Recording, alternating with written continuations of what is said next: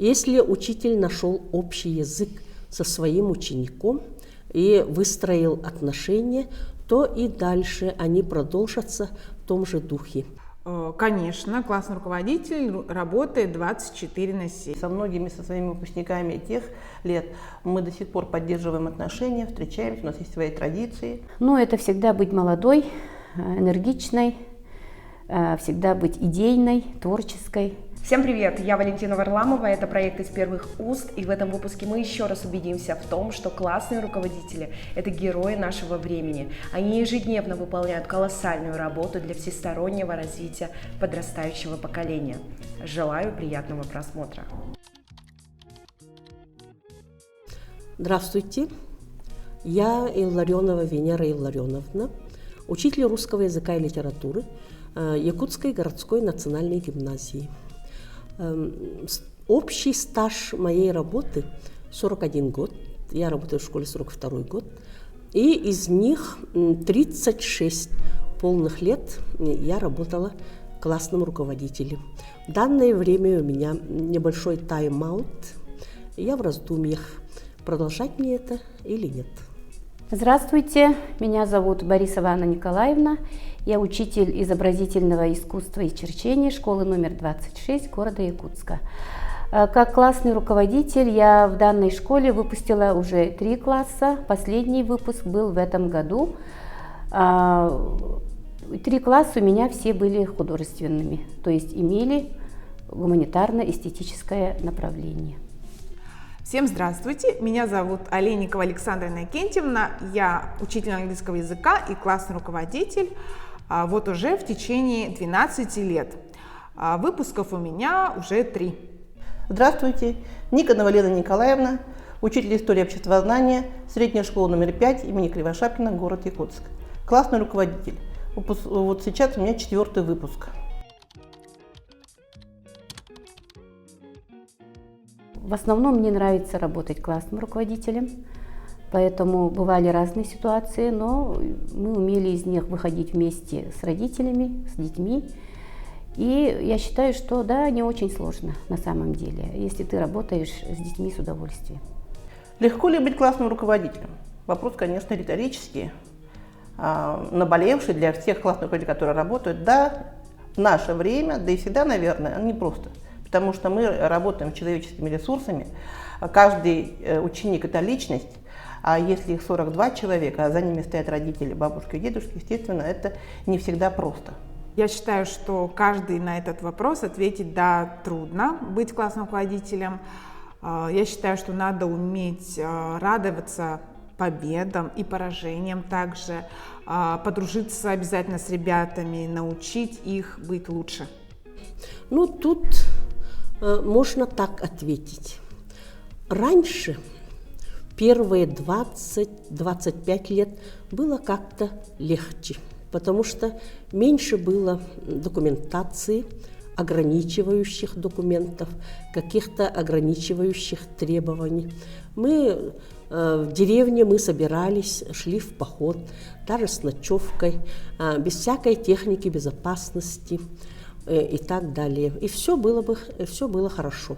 Ну, а в наше время очень много ограничений, но все равно мы стараемся работать. И я скажу, что не трудно и не легко работать классным руководителем, а интересно.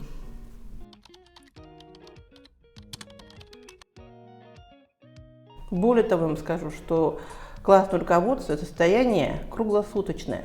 И днем, и ночью нам могут и позвонить, и посоветоваться, особенно дети, особенно когда они маленькие, еще не понимают временных пространств, для них 11-12 часов – это как бы еще состояние, особенно в каникулы, когда они могут задать вопросы, и порой прямо такие наболевшие, что нужно ответить вот прямо сейчас и здесь. Да, я с этим согласна, потому что начиная с раннего утра и заканчивая иногда даже поздно ночью, классный руководитель всегда бывает в курсе дел своих детей, даже родителей. Поэтому у меня бывали и ранние звонки, и поздние звонки, и даже ночные звонки, и на это я была обязана всегда реагировать. Ну, я бы так не сказала. Опытный классный руководитель всегда найдет место для продуктивного отдыха, для качественного досуга, ну, скажем так, для сна.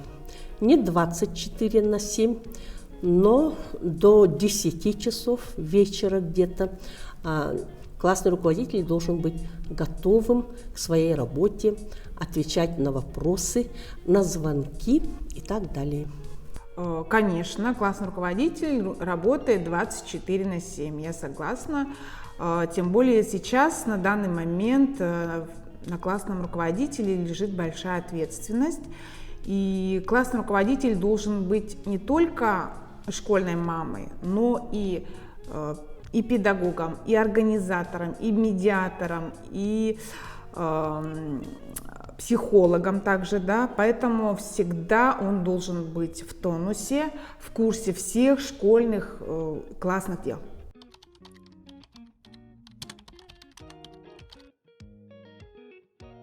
Ну, так как класс художественный, да, у нас всегда было очень много работы, проектов, поэтому мы очень быстро находили общий язык друг с другом. И, ну, естественно, бывали разные ситуации. Но я считаю, что когда случается какая-нибудь неприятность, особенно, да, классный руководитель должна реагировать сразу, а не копить его, на авось не оставлять, потому что сразу быстро решенный вопрос – это качество хорошей работы и доверительных отношений с ребенком. Ну, переходный возраст раньше начинался позднее, а сейчас уже раньше. Лучше всего выстраивать отношения сразу в 5 и в 6 классах. Если учитель нашел общий язык со своим учеником и выстроил отношения, то и дальше они продолжатся в том же духе. И я хотела бы сказать так, что несмотря на возраст, учитель должен иметь какие-то общие, можно даже сказать, современные интересы со своими ребятами среднего возраста, старшего возраста, и должен быть с ними на одной волне. Ну, тогда и отношения выстроятся. Думаю, что переходный возраст нужно просто пережить. Желательно в этом возрасте занимать ребенка с утра до вечера. Считаю, что уважая чувства, желания и личные границы ребенка, прислушиваясь к тому, о чем он рассказывает, о чем думает, классный руководитель не только сможет завоевать его доверие, но и может помочь преодолеть самые сложные моменты этого возраста. О, это сложный переходный период. Дети очень индивидуальны, у каждого. Каждая личность и новое время – это новые, как сейчас говорят, вызовы. И дети меняются, и переходный возраст тоже совсем другой, чем переходный возраст у детей 90-х годов, там, на 2000-х. Поэтому здесь только в помощь психологии, педагогика, методика.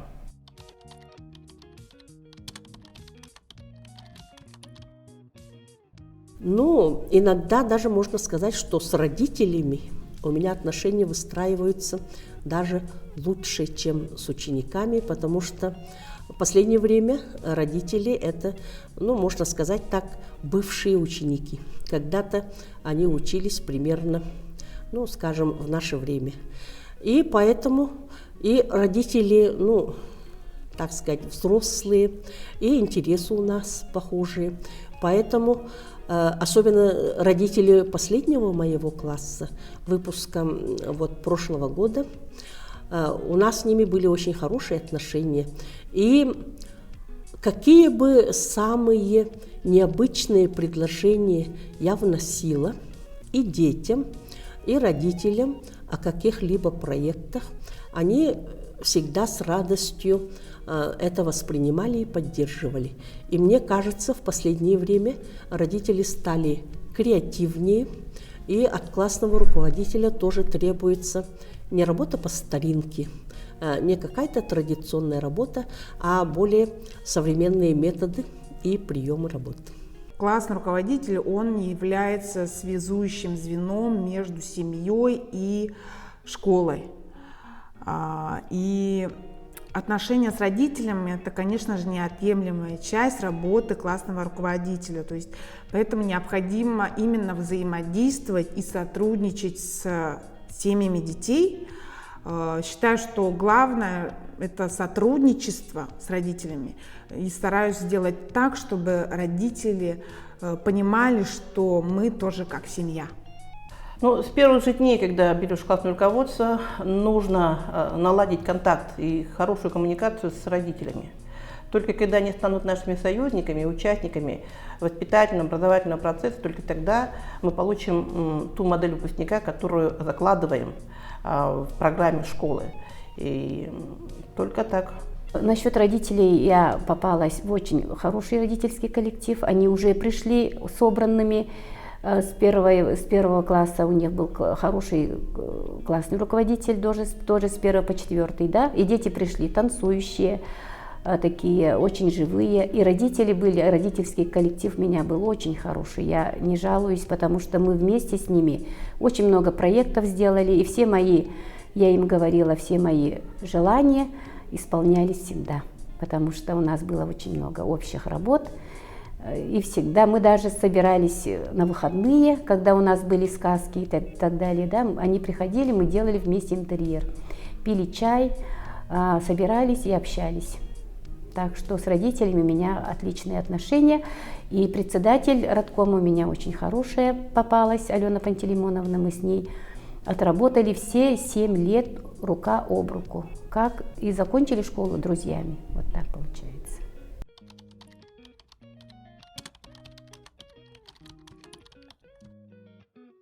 Ну, конечно, у классного руководителя есть личное время, которое он обязан потратить на семью, на детей. Бывает, конечно, пишут поздно, да, но если вопрос срочный, я, конечно, отвечаю. Ну, для меня это нетрудно. Ну, я считаю, что это издержки работы классного руководителя.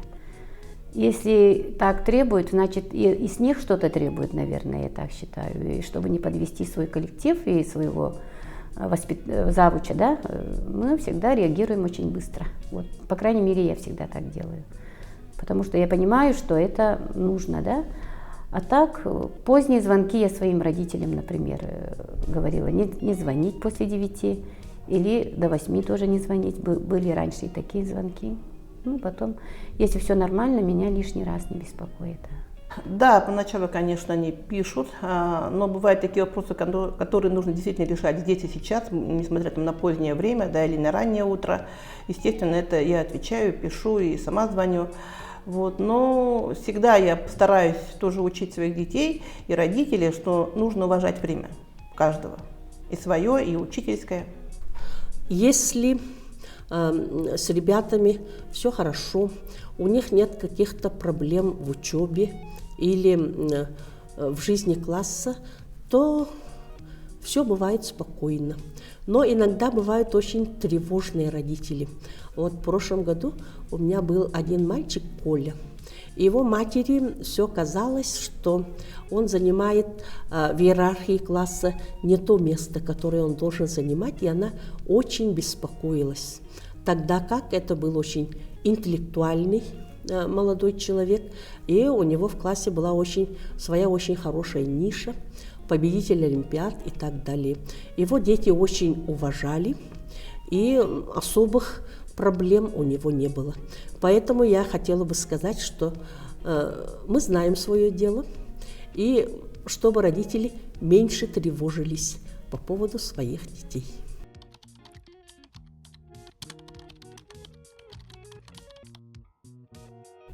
Ну, есть такие счастливые люди, чего скрывать. Вот, ну, мне всегда давали классное руководство, и я люблю классное руководство, оно очень интересно для меня.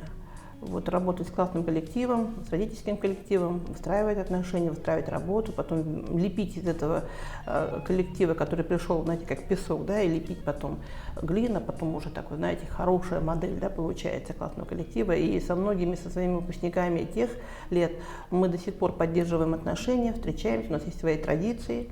И есть WhatsApp-группы, где мы пишем, делимся своими событиями. и печалями, и горестями. То есть такое братство. Это, наверное, зависит от человека. Ну, я вот много лет работаю в гимназии классным руководителем, ну, можно сказать, человек в возрасте. И иные мои коллеги тоже, можно сказать, в возрасте, они уже думают, что закончили с этой работой и теперь хотят жить как-то более спокойно.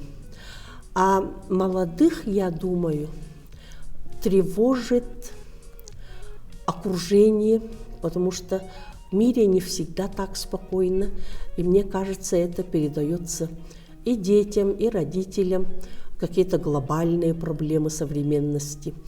И это отражается, и молодые учителя как-то боятся этого, что не справятся или не найдут общего языка, или иногда, возможно, тоже хотят жить более спокойно. Думаю, что некоторые коллеги считают, что быть учителем и быть классным руководителем – это две разные вещи. И то есть классным руководителем должен быть совершенно другой человек. Поэтому, может, поэтому они и отказываются брать классное руководство. Ну, я не знаю, или это возраст, может быть, или не хотят лишних забот. У меня муж говорил всегда, что у тебя не 35 учеников, а у тебя еще плюс 35 и родителей, да, получается. То есть 70 детей в классе, я с ними как бы работаю. Поэтому, классное руководство. Потом нынче очень много иногда бывает работ с документами, да, и не все это тоже нравится, наверное. Поэтому, я считаю, что они многое потеряли, потому что классное руководство в школе, учитель просто предметник, это неинтересно. Я так считаю. Классное руководство обязательно тоже должно быть.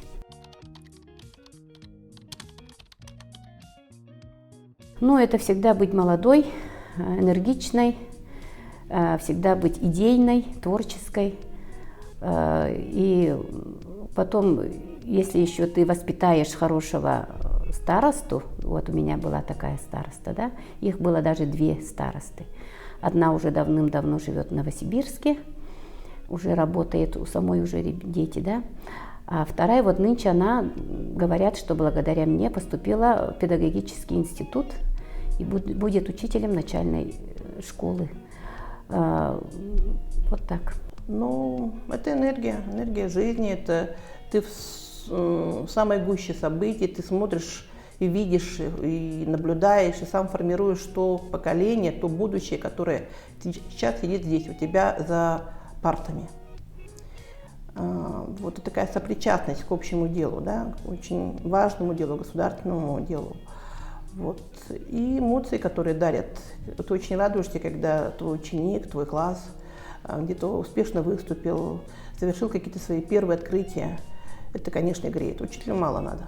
Плюсы, можно сказать, обычно в народе говорят, что учителя не так быстро стареют, как люди других профессий.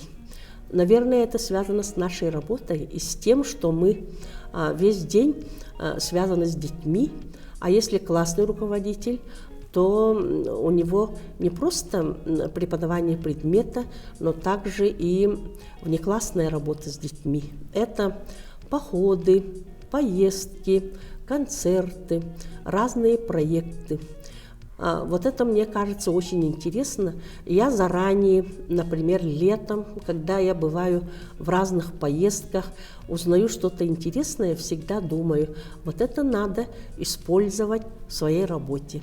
И у нас, и если дети рассказывают о чем-то, где они летом были, мы все это стараемся использовать, чтобы показать ребенка, можно сказать, во всей красе. На данный момент классное руководство начали стимулировать дополнительными выплатами, это раз. Во-вторых, конечно, в любом деле это, думаю, любовь, и именно она превращает любую работу в наслаждение.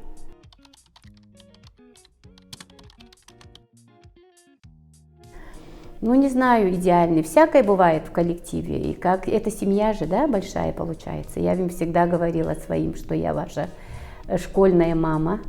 Ну, они так и написали мне в этом фотоальбоме, что Анна Николаевна наша мама вторая. Ну, это очень приятно. Ну, а так, в семье разные бывают, в семье бывают разные дети. Но ты как мама должна, обязана их всех любить, да? Поэтому, ну, я считаю, что меня вот выпуски были очень хорошие. И у нас до сих пор поддерживаются теплые отношения со всеми. Идеальный, ну, идеальный. Такое слово очень ответственное, я так думаю. Ну, идеальный, наверное, когда дети по окончанию школы уходят со слезами на глазах, и когда они пишут в своих фотоальбомах, что эти годы были для них самыми лучшими, и что они будут помнить школу, своих учителей и классного руководителя, я считаю, ну, значит, более-менее идеала мы достигли. Самое главное, я считаю, что класс должен быть дружным, потому что самая главная задача классного руководителя – это сделать класс дружным, чтобы им было комфортно вместе.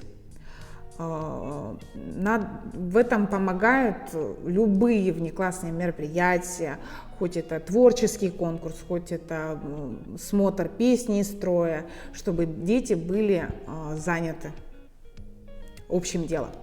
Когда гимназия только что открылась 30 лет назад, в классных коллективах было по 18 и даже меньше детей. А в наше время у меня были классы, где были 32 или 34 ученика. Ну, разумеется, с большим классным коллективом справляться сложнее.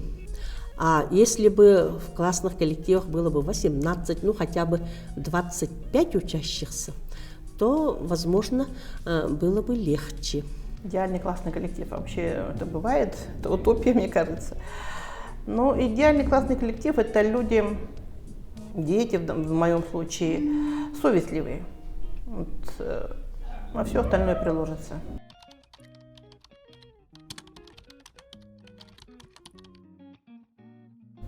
Но, вы знаете, с 89-го года быть в педагогике, ты уже спинным своим хребтом чувствуешь, когда ребенок заходит, какое у него настроение, каким он пришел в школу. Хорошее у него настроение, плохое настроение, обижен он или наоборот, рассержен или наоборот счастлив. И, ну, это, наверное, даже издержки моей профессии, как бы, знаете, чуть ли не ясновидящие, по крайней мере, по своим ученикам это могу сразу судить. Это видно, у кого как это проявляется здесь. И, конечно, здесь нам помогают и психологи, если там какие-то появляются уже проблемы, да, от этого. Вот, социальные педагоги. Ну, педагогический коллектив – это такой сплоченный коллектив, где работают совместно. Да, это наши выпускники, это совместный плод, результат труда и учителей-предметников, и воспитательного блока, и всех отделений, которые называются коллектив школы. Ну, это я сразу узнавала, например, да. Я утром, например, приходила в школу, и сидя вот за учительским столом, я уже видела, что кому-то как-то неуютно и так далее. Если ты внимательный и хороший уже психолог, да, мне кажется, сразу можно почувствовать, что ребенок как-то по-другому себя ведет, и ребенку нужна какая-то помощь. Например, я это чувствовала в основном почти всегда. Вот в классе прошлого года у меня был мальчик, который все время в 5-6 классах подходил и задавал разные вопросы из самых разных областей наук и жизни.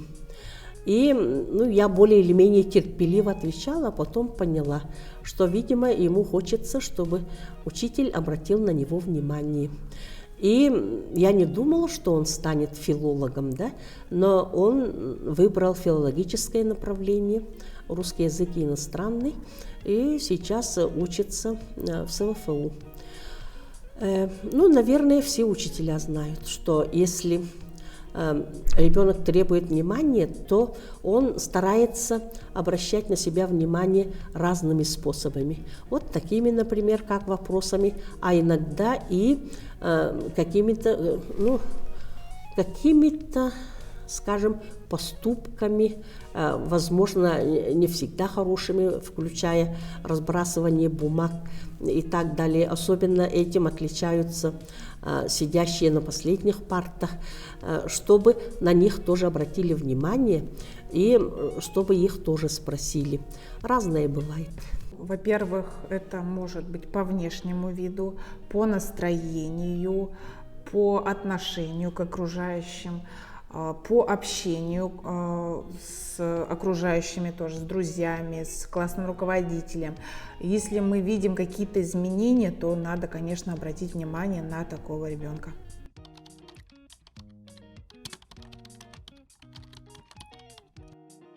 У меня было 7 выпусков гимназии, начиная с 1994 года, и вот включая 21 год.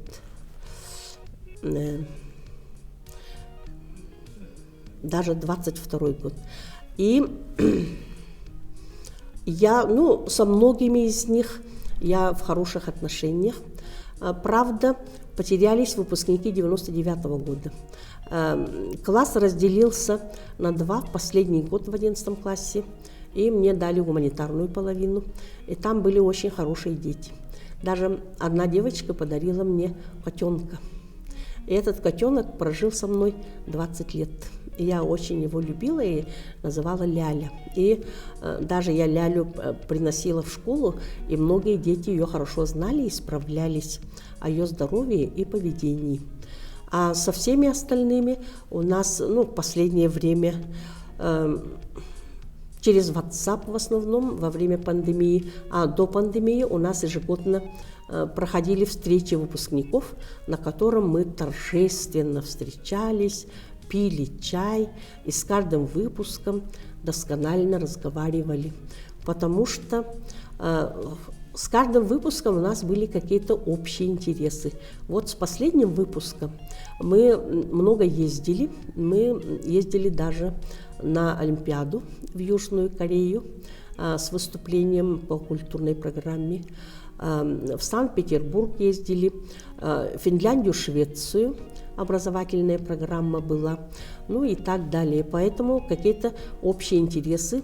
И, кроме того, исследовательская деятельность это была и с классом 15 года, и с классом 22 года. И поэтому я отслеживаю их успехи, их выступления в других городах иногда бывают, и научные статьи тоже они иногда мне присылают и показывают. И по моим данным, 8 учащихся выпускников из моих классов являются кандидатами различных наук. То есть то, что мы занимались исследовательской работой, тоже дало какие-то свои результаты. Да, естественно, у нас есть группа 11Б1 2007 года выпуска, есть группа Сенат, это 2014 года выпуска, и вот этого года выпуска тоже группа есть. Мы всегда общаемся, а вот 2007 года они, когда приезжают там с Москвы, с Чехии, да, вот приезжают, мы обязательно встречаемся, обязательно. И в группе я отправляю им фотки школьные, они очень радуются, и мы с ними общаемся, да, уже многие семьи имеют, несколько детей. Жизнь продолжается, поэтому я слежу за ними, потому что мне это интересно. Да, сохранились хорошие отношения. Вот, встречаемся. С первым выпуском у нас есть традиции, мы собираемся 2 раза в год. Со вторым, третьим мы списываемся. А вот с последним моим выпуском 2020 года мы поддерживаем связь через WhatsApp и с детьми. Это называется «Звездные студенты» уже. И родители, группа называется «Мамы звездных студентов». Мы буквально ежедневно там общаемся. И тоже раз в год мы встречаемся. С детьми мы встречаемся тоже. Приходят ко мне в школу, рассказывают, делятся. Кто-то печалями, кто-то радостями, кто-то уже там у меня и дети, и внуки уже, если так говорить, какая классная мама я, да, уже классная бабушка я. Я уже выучила детей первого моего выпуска, выучила. Так что вот я очень радостно следить мне за тем, как мои дети вошли во взрослую жизнь, как сами стали взрослыми мамами, папами. И было удивительно учить эту девочку, и я в ней узнавала своего ученика из первого выпуска. Да, конечно, мы поддерживаем связь с моими выпускниками, общаемся. Даже в группах в WhatsApp у нас до сих пор есть группы, в которых мы шлем друг другу сообщения, видео, поздравляем друг друга с днем рождения, с какими-то успехами. Ну и встречаемся, конечно, бывает